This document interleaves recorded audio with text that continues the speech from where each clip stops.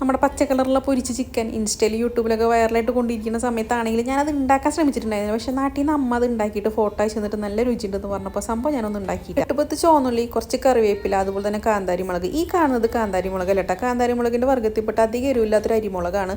പക്ഷേ അതുകൊണ്ടാണ് ഞാൻ ഇത്രയും തോനെ ഇട്ടിട്ടുള്ളത്. നിങ്ങൾ ഒരിക്കലും ഇത് അധികം ചേർക്കരുത് കാന്താരി മുളകാണെങ്കിൽ. ഇനി കാന്താരി മുളക് ഇല്ലെങ്കിൽ തന്നെ സാധാരണ പച്ചമുളക് ചേർത്താൽ പിന്നെ ചെറിയ കഷ്ണം പട്ട, ഏലക്കായ, കരയാമ്പൂ, പെരിഞ്ചീരകം, വിനാഗിരി ഇതെല്ലാം കൂടി നല്ലപോലെ നിറച്ചെടുത്ത് പേസ്റ്റ് രൂപത്തിലാക്കിയിട്ട് ചിക്കനിലേക്ക് ചേർക്കാം. പിന്നെ ഒരു മുട്ട, പിന്നെ ഒരു 1.5 ടേബിൾ സ്പൂണുള്ള ഇഞ്ചി വെളുത്തുള്ളി പേസ്റ്റ്, 2 ടേബിൾ സ്പൂണും കോൺഫ്ലോർ, പാകത്തിന് ഉപ്പും ചേർത്തിട്ട് നല്ലപോലെ ഒന്ന് മിക്സ് ആക്കിയിട്ട് അവിടെ വെച്ചോട്ടാ. കുറച്ച് നേരം റെസ്റ്റ് ചെയ്യാൻ വെക്കണമെങ്കിൽ അത്രയും നല്ലത്. ഞാൻ അധികം നേരം ഒന്നും വെച്ചിട്ടില്ല.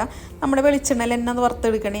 മീഡിയം ഫ്ലെയിമിലിട്ടിട്ട് നല്ലപോലെ ഒന്ന് മുരിച്ച് വേവിച്ചെടുക്കുക. 2 ഭാഗം വെന്ത് കഴിഞ്ഞാൽ നമുക്ക് കുറച്ച് കറിവേപ്പിലയും പച്ചമുളകും, ഇപ്പോൾ കാന്താരി മുളകാണെങ്കിൽ ഏതാണെങ്കിലും അത് ചേർത്താൽ മതി. ലാസ്റ്റ് സ്റ്റേജിൽ കറിവേപ്പിലും പച്ചമുളകും ചേർക്കുമ്പോൾ പ്രത്യേകം മണാട്ടാ. ഇനി നമ്മൾ ബാക്കി വന്നിട്ടുള്ള മസാല ഇതുപോലെ ചേർക്കണം. അധികം മുരിച്ചെടുക്കരുത്. ജസ്റ്റ് ഒന്ന് വെളിച്ചെണ്ണയിൽ ഇട്ടിട്ട് 1 മിനിറ്റ് ഒന്ന് തിരിച്ച് മറിച്ചിട്ടാൽ മതി.